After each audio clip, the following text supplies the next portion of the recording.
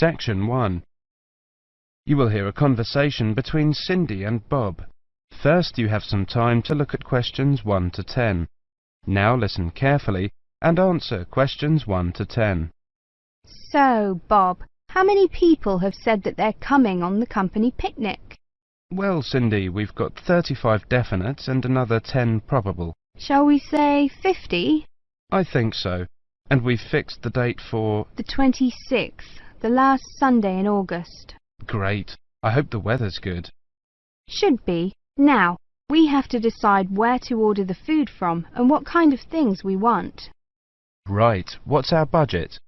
We've decided to go for £10 a head for food and £5 a head for drinks.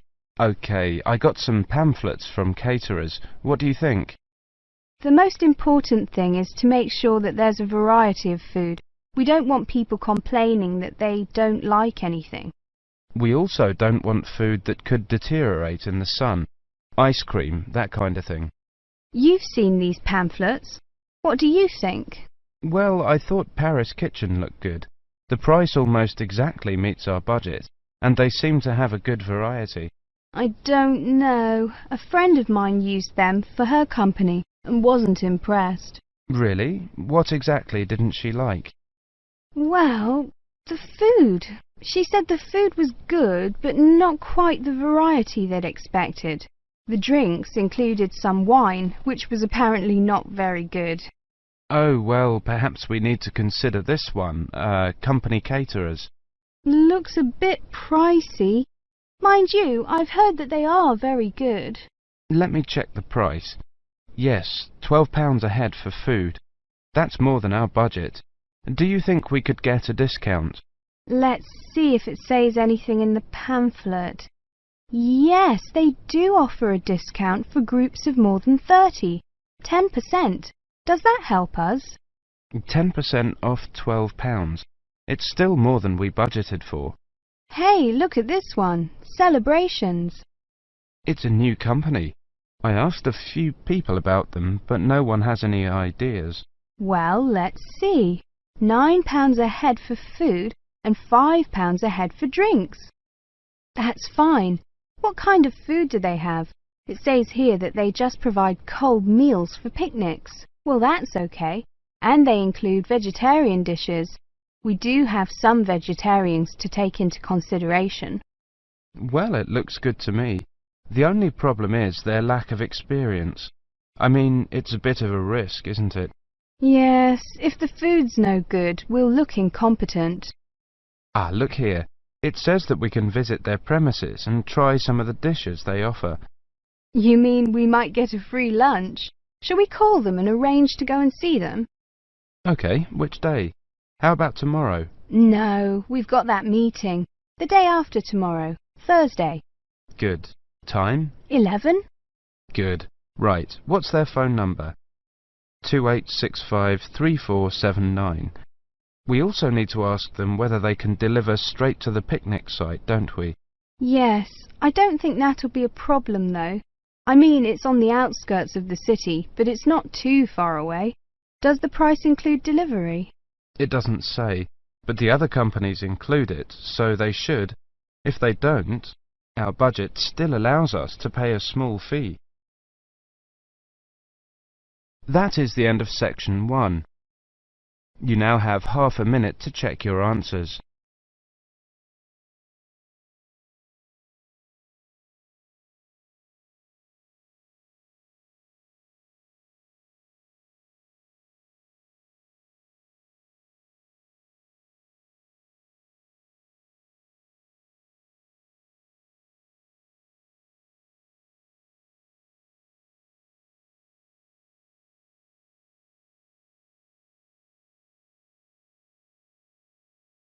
Now turn to section 2.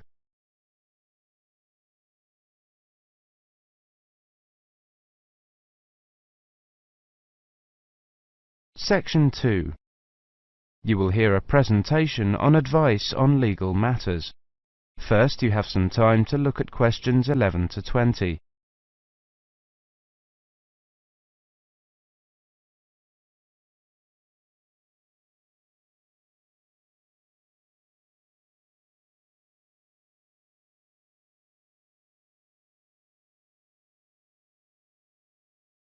Now listen carefully and answer questions 11 to 20. Good afternoon, everybody. My name is Sally Miller, and I'm here to offer you some advice on legal matters whilst you are studying at this university. Happily, most international students complete their courses without running into any serious legal problems. But if you do find yourself involved in a legal dispute of any kind, ask for help. There are two options. First, contact the students' union or welfare officer. Even if they cannot help you directly, they should be able to advise you where to go for help. The second possibility is to contact the Citizens Advice Bureau in your area. You can find them in the local telephone directory. They will be able to recommend a solicitor if you need one, and tell you if there is a local law centre providing free legal advice. They will also be able to tell you whether you can claim legal aid to help pay for any court and legal fees. Let me give you some basic information about the police. The police have the power to stop and search anyone who appears to be behaving in a suspicious manner. If you are arrested for any reason, even if you know it to be a wrong reason, remember a few very important things. 1. Don't be aggressive. 2. Do not try to bribe the police officer. 3. If you are arrested by plainclothes police officers, ask to see some form of identification. 4. Give your true name and address if the officer asks you to. Lying to the police is a criminal offence. 5. Do not sign any statement until you have received advice from a solicitor. There is always a solicitor on duty at every police station. 6. You will be entitled to make one telephone call. If you use this call to telephone a friend, urge your friend to contact someone from your university or from the students' union and get advice about what you should do next. If you find yourself in trouble with the police, it is very important to get professional advice.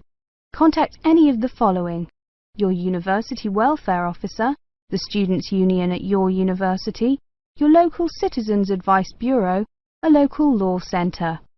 If you are found guilty of an offence, it could seriously damage your position as an international student, so be sure to ask for help as early in the process as possible. Remember, obey the local laws. The laws here may not be quite the same as in your own country. Here are a few examples of actions that are illegal here. It is against the law to possess offensive weapons. For example, knives, guns, chemical sprays used for personal defense. Even women are not allowed to carry sprays or other deterrents to protect themselves against possible assault, except for rape alarms. Possess or supply hard or soft drugs. Disturb the peace. This is called disorderly conduct. This means that you can be arrested for being too noisy or rowdy. A few words about drinking. In this country, it is perfectly acceptable for adults to drink alcohol in moderate amounts. For many people, drinking is an established part of their social life. Going out for a drink is how they relax or spend time with friends. If you go to a party or visit people at home in the evening, your host will probably offer you a drink. Often a lot of university social life can revolve around drinking, especially for undergraduates. Do not be surprised if people arrange to meet in a bar, or if events are held in a pub. But you are not obliged to drink alcohol if you do not want to, even if you are in a pub or at a party where everyone else is drinking. You can always ask for a non-alcoholic drink instead. And if you feel uncomfortable going to places that serve alcohol, explain this to your friends. There are lots of other places where you can meet. If you do choose to drink, remember that you should never drive a motor vehicle after drinking alcohol. It is dangerous, and the police can impose serious penalties on you. Also, remember that being drunk in public is not acceptable either, and the police can arrest you for it. Drugs and alcohol can cause serious problems. Let me repeat that in this country it is illegal to use drugs, except under medical supervision. But if you do use illegal drugs and you develop a problem, there are organisations you can contact. Contact your students' union or your student counsellor. Anyone over 18 years old can legally buy and consume alcoholic drinks in this country. But if you think you might be drinking too much, get help and advice from your student counsellor or your doctor. Again, there are special organisations that can help you with drug and alcohol problems. Contact them. That is the end of section 2. You now have half a minute to check your answers.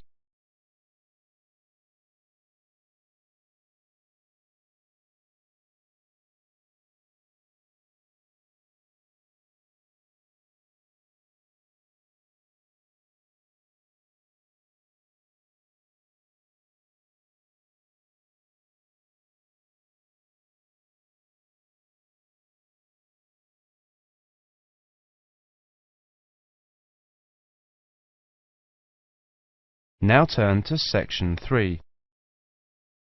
Section 3. You will hear a conversation between Carlos, Melissa, David and Simona.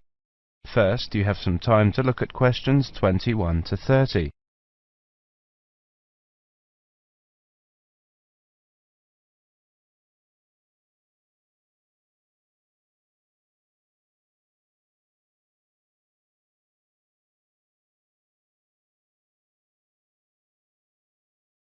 Now listen carefully and answer questions 21 to 30. Okay, everyone. Let's look at what presentation tips we come up with for our next seminar, Melissa. Okay, here's my first tip. Show up early. Some experienced presenters say that something good is bound to happen. I'm not sure about that, but... Well, you may have a chance to head off some technical problem. Also, at the beginning, before you actually begin your presentation, people filter in slowly. It's a great time to introduce yourself. Can't argue with that. Simona has some ideas about opening. Have a strong opening. I picked up a few ideas for structuring your opening. First, never apologise. If you're worried the presentation won't go well, keep it to yourself and give it your best shot. Besides, people are usually too preoccupied with their own problems to notice yours. I like that. Open by addressing the following 3 questions. What's the problem? Who cares? What's your solution? Excellent suggestion. David, you've gone quiet. Well, my next suggestion is PGP. That means that with every subtopic, you should move from the particular to the general and back to the particular. Even though the purpose of a subtopic is to convey the general information, bracing it with particulars is a good way to draw attention and promote retention. I've got another one. This might not be a tip so much as a law. Give everyone at least one piece of paper. A piece of paper is a record from your presentation. People can use that to help recall the details of the presentation, or better yet, to tell others about it. The next tip I have is know your audience. This is, of course, a general piece of advice for public speaking. See if you can find out what styles of information a presentation they are most familiar and comfortable with. Adapting your presentation to those styles will leave fewer barriers to the direct communication of your material. I like that idea. We mentioned possible technical problems before. My next point is that maybe speakers should rethink the overhead projector. Is one really necessary? I think that often is, but I agree with your basic point, Simona. Don't use one just because it's there. Maybe a good tip is to consider carefully what you're putting on your slides. Yes, David, that's a very good point to make. Slide content is, well, you don't want too much, too little. Carlos? Good point, both of you. Another point I have is to respect the audience. Don't condescend by dumbing down your lecture. Show them respect by saying what you believe and what you know to be the whole story. I also have a point about humour. I think that humour is generally good, but be careful with it. Humour in a presentation works best when it actually drives the presentation forward. If you find you're using canned jokes that don't depend on the context of the presentation, eliminate them. David?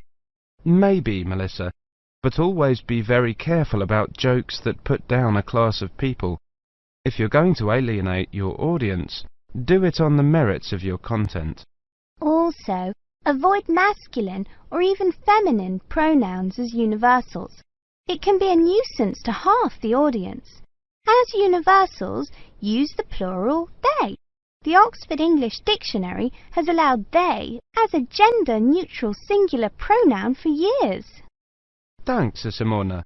Thinking towards the end, take care with the questions. Many people judge the quality of your talk not by the 20 minutes of presentation, but on the 30 seconds you spend answering the question. Be sure to allow long pauses for questions. 10 seconds may seem like a long pause when you're at the front of the room, but it flows naturally from the audience's point of view. Let people know you believe your material. Speak with conviction. Believing your subject matter is one of the best ways to speak more effectively. Finish early, and something good is almost bound to happen.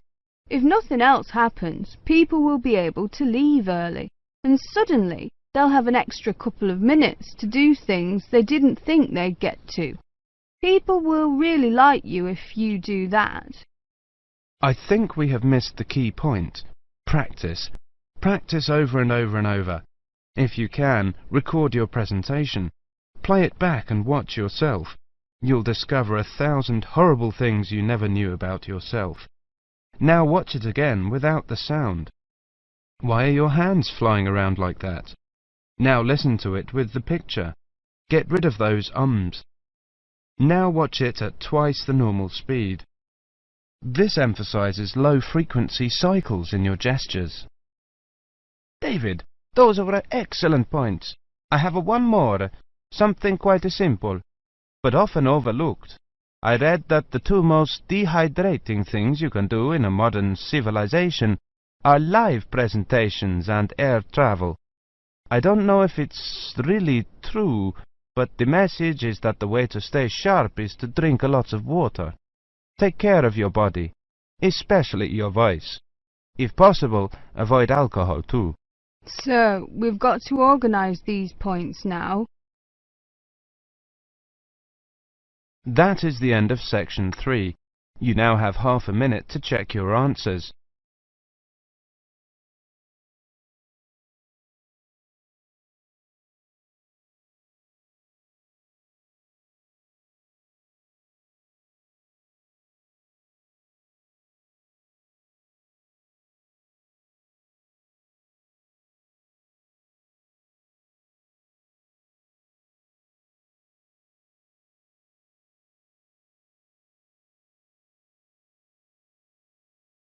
Now turn to section 4.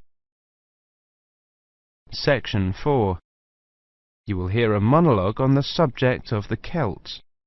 First, you have some time to look at questions 31 to 40.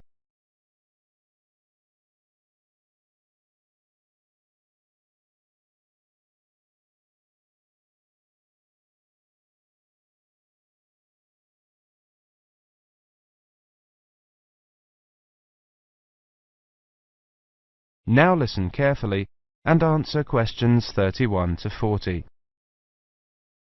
Welcome to this introductory lecture on the Celts. Who were the Celts? The Celts were an Indo-European group, that is, related linguistically to the Greeks, the Germanic peoples, certain Italic groups and peoples of the Indian subcontinent. They arose in Central Europe at the beginning of the first millennium BC, and were an iron-using and horse-rearing peoples. By the end of the first millennium BC, their cultural group had spread up and down the Danube and Rhine, taking in Gaul, Ireland and Britain, across Central Europe into northern Italy and northern Spain. Their roaming across Europe led some of the Celtic tribes to sack Rome in 390 BC, creating a fear of the northern barbarians that was to haunt Romans for hundreds of years to come. The Celts are defined archaeologically by the type sites of Hallstatt and Latene, the former being taken to relate to an earlier phase of cultural development. Hallstatt, an ancient salt mining area, was excavated from 1876 onwards by the Viennese Academy of Sciences, and provided the first classification of the prehistoric Celts. In 1858, the waters of Lake Neuchâtel in Switzerland sunk to a low level, revealing a large prehistoric settlement with a huge number of surviving artifacts. The nearby town of Latene gave its name to the second phase of Celtic cultural development. However, please note that these phases overlap through time and are defined according to geographical area. Let's look at each of these, taking the Hallstatt first. Hallstatt culture is characterized in 4 stages. A and B were during the Late Bronze Age, from about 1200 to 700 BC. C was in the Early Iron Age, from about 700 to 600 BC. D was from about 600 to 475 BC. The Hallstatt culture spanned Central Europe, with its centre in the area around Hallstatt in central Austria. There were 2 distinct cultural zones, the eastern and the western.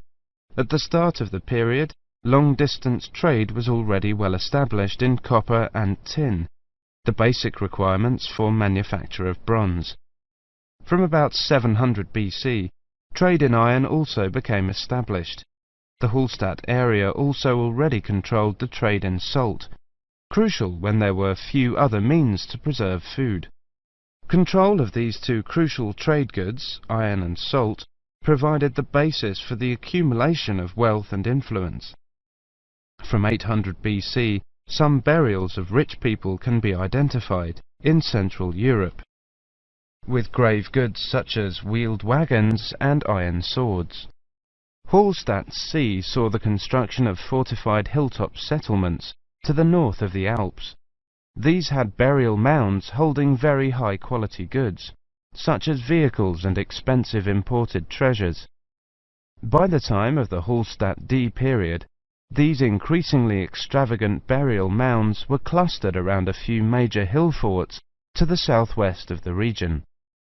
This suggests a development and a concentration of wealth and social power, possibly based on the development of Massilia, present-day Marseille, as a Greek trading port.